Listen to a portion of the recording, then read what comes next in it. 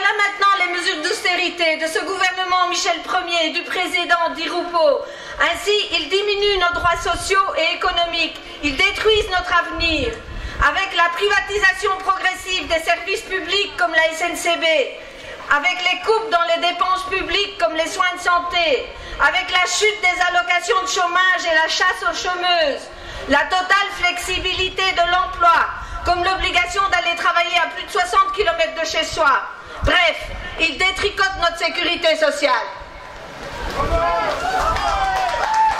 Il y a peu, ils ont approuvé le fameux TSCG, Traité de stabilité, de coopération et de gouvernance, qui a pour conséquence la réduction drastique des dépenses. Viole la loi de 2007 sur le gender mainstreaming, qui exige que toute politique publique prenne en compte son impact sur les femmes.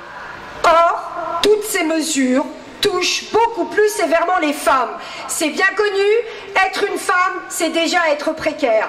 Le traité transatlantique est bien plus grave encore que les mesures de Michel Ier. Il va empirer la situation et faire reculer les droits socio-économiques de tous les travailleurs et plus encore des femmes, au-delà de nos frontières, dans toute l'Europe et aux États-Unis.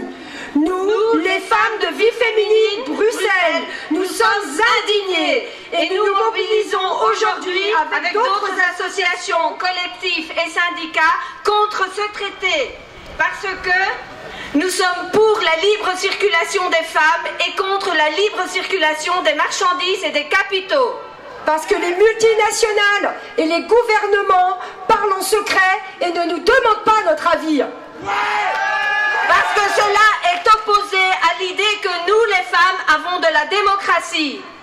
Parce que le traité augmentera la concurrence entre travailleuses américaines et européennes. C'est clair. Parce que nous ne croyons pas à vos promesses de création d'emplois.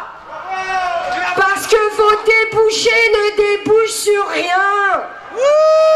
Parce que nous, les femmes majoritaires dans les services publics, allons perdre nos emplois. Parce que nous, les vieilles, pour avoir accès à une maison de repos, devrons d'abord gagner au loto.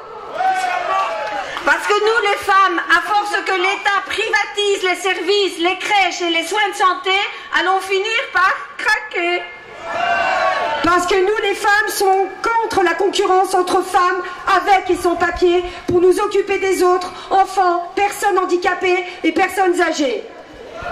Parce que ce traité sera une autre porte d'entrée pour mieux nous exploiter, nous, femmes migrantes du monde entier. Parce que nous, les femmes, serons les premières victimes de la libéralisation des médicaments et de sa conséquence directe, l'automédication. Mais oui, putain. Nous ne voulons pas de supermarché aux médicaments. Parce que nous, les femmes, nous ne voulons pas servir de cobaye pour une pilule mal dosée.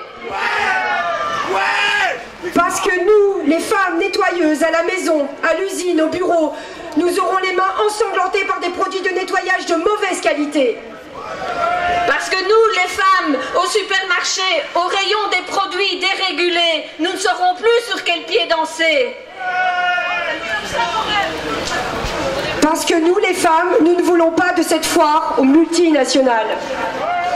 Parce que ce traité ressemble comme deux gouttes d'eau à celui qui existe entre les États-Unis, le Canada et le Mexique et qui s'appelle ALENA.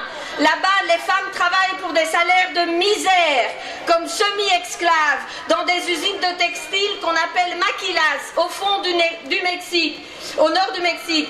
Et elles sont amenées à se prostituer pour boucler leur fin de mois. Parce que nous, les femmes, nous voulons une Europe dynamique et pas une Europe dynamique. Et parce que vos mirages créent des ravages. Pour toutes ces raisons, les femmes sont